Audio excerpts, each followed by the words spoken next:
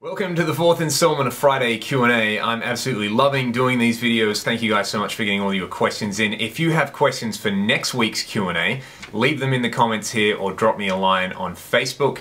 You can see my details on the page there. And of course, if you would like to support the channel, hit subscribe, check out my music. You can go to ragdollrock.bandcamp.com.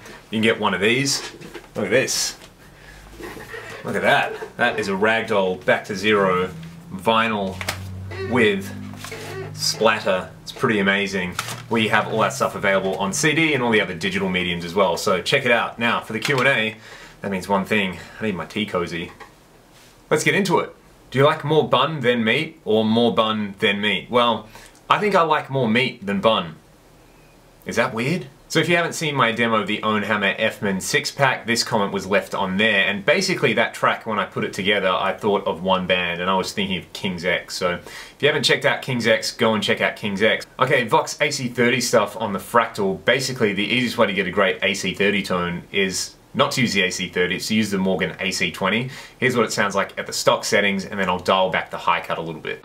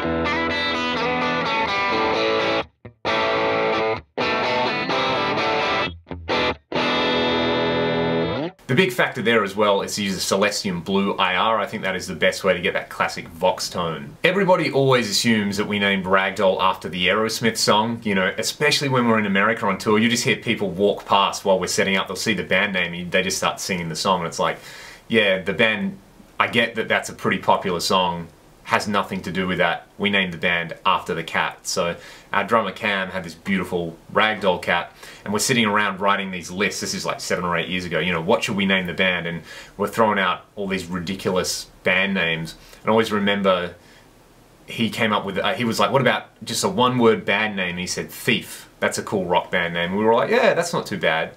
And then, you know, while we're doing this, we're writing it down. This cat's like walking over the table and stuff like that, and just doing what cats do. I remember not too long after that, he was just like, I've got the band name. I've got the band name. I've got the band name. It's Ragdoll. And as soon as I heard it, I was like, that's pretty good. I like it. Let's roll with it. And yeah, so that's why Ragdoll's called Ragdoll. And our Facebook page gets continuously tagged by people posting photos of their Ragdoll cat. So that's pretty amusing. I always like to think that maybe some of them actually listen to the music and don't hate it. So yeah, that's why we're called Ragdoll. It kind of fits. We're kind of like scruffy, you know, ruffian looking dudes, kind of like the cats. So the Fryette models in the AX8 and the AxeFX, generally I haven't really played with them too much, but I spent about 2 minutes today dialing them in, and I think I'm in love with them. They have a little bit of a Recto thing going on. They have a little bit of a Mesa Mark II thing going on. It's like a hybrid of two of my favorite amps. Check it out.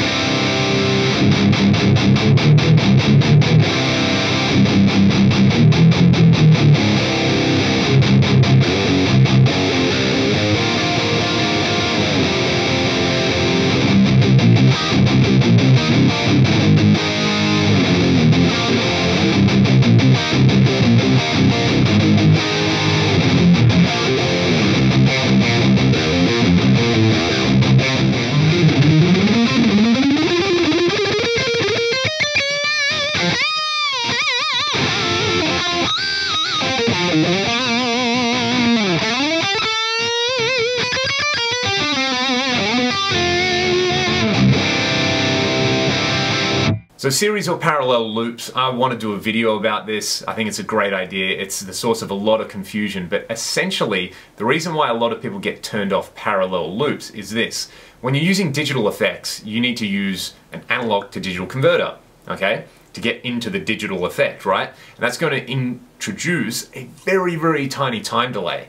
Now when you go to the digital to analog converter, the same thing is going to happen. There's going to be like the most minute time delay. However, what happens when you pass dry signal through that dry signal is now going to be very slightly out of phase with the dry signal through your amp. So what you're doing is blending your amp tone with the amp tone slightly out of phase, and that's why you get that like horrible parallel effects, sort of like hollow, phasey chorus kind of sound. So if you want to get the most out of a parallel effects loop, like I said, I will do a video on this, but you need an effects unit that can mute the dry signal, so that essentially in the parallel loop all you have is the effect and then you can blend that back in. Stuff like the Eventide H9 lets you do this, obviously the Fractal gear lets you do this, the Line 6 HXFX lets you do this, so it's a much more accessible thing nowadays, and I think parallel loops are really great for that. But having said that, my Message-All rectifier had a parallel loop, and it just never got on with my gear, and I converted it to a series loop and I'm a lot happier. So there's also that option there as well. At the moment I'm not planning to use the Axe3 live,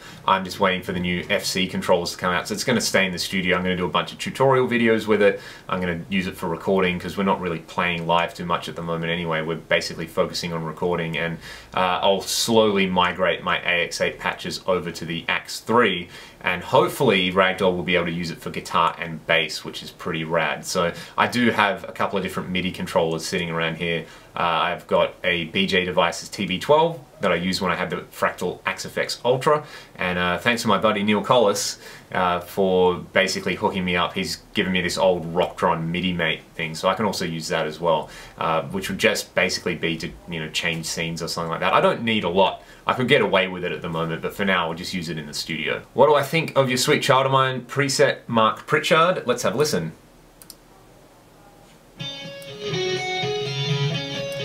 Sounds good. Sounds really good.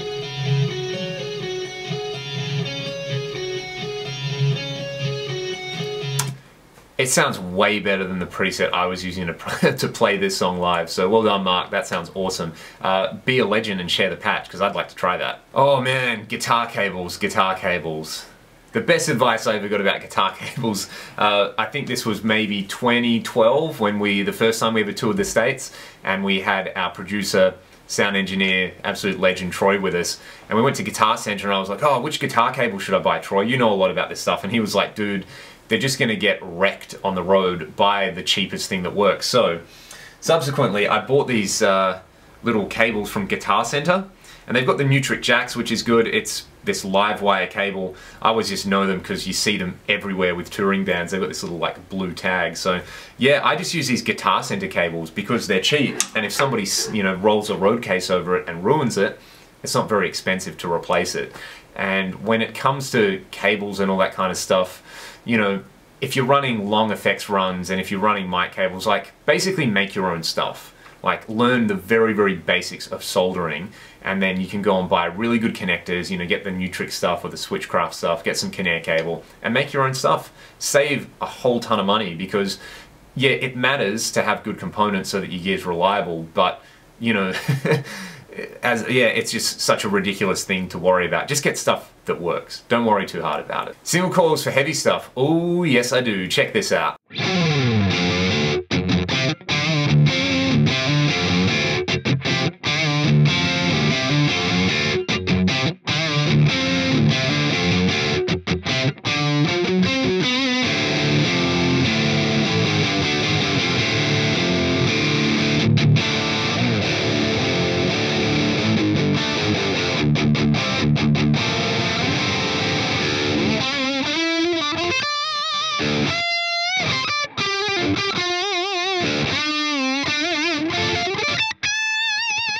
Overdrive, distortion, or fuzz? Well, it depends what the mood I'm in. If I want to play something tasty, I'll use overdrive, like this.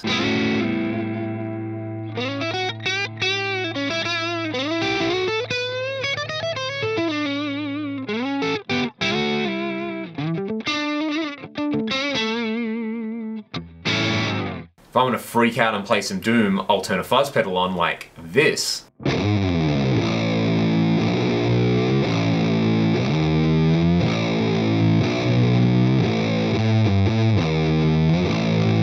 most of the time, I just play with amp distortion like this.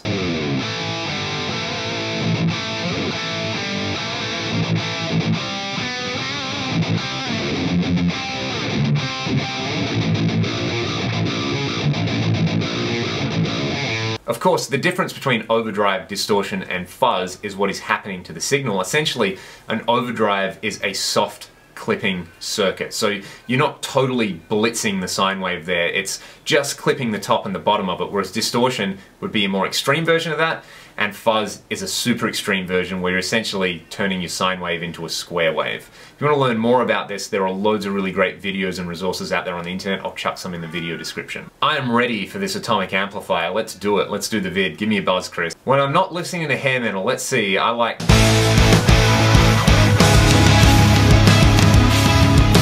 So with the AX8 AxeFX stuff, I generally make some tweaks when I play live. Normally when I'm in the studio, I'd leave the cab low cut sort of just flat. I don't touch it, so that if the engineer can make the decision later on down the track that he wants more low-end boom in there, he can have it.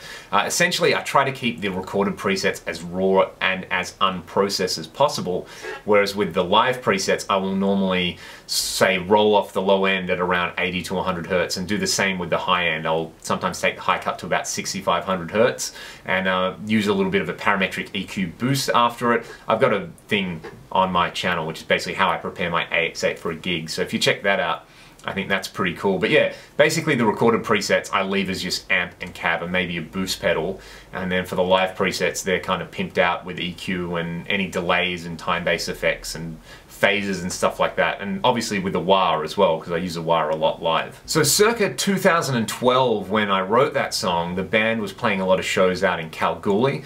Kalgoorlie is like the definition of an Australian mining town. It's pretty rough around the edges, but it's got its charm. And we had this friend who would post on Instagram all the time, you know, their like thing, they're in the gym and they're getting fit and they're getting the gains, which by the way, I think is awesome. If, you know, you should be looking after your body, basically. If you, especially if you're a musician, you know, you spend so many hours indoors practicing, go to the gym a few times a week, lift, you know, get the gains, do it, it is good for your health. But I digress. This person always used to hashtag, do you even lift? And when we were writing that song, we were just kind of writing it about like all the kind of curious characters that we meet in this particular town, and you know, just, yeah, the mental people that you meet playing music. And we're putting these lines in, and it's like, I remember being with Troy, who, you know, he produced this album, blame this guy, because we were just sort of joking around like, oh, let's put in the line, do you even lift? And he was like, yeah, I think that should say, that's good. So yeah, that's why we did it. You're to blame, Troy. For the Laney VH, I have to admit, I've never actually owned one of those amps, but to me, it's essentially a modified Marshall kind of sound. So use the Friedman amp. The Friedman to me is the gateway to just great hard rock and metal tones. So play around with either the Friedman 2018 if you want a bit more low end, or just use a standard BE if you want more of that kind of crack, because the Laney to me, in all the clips I've heard, it just sounds like a modern Marshall. So try the Friedman out. I would love to break you. I would love to break your heart.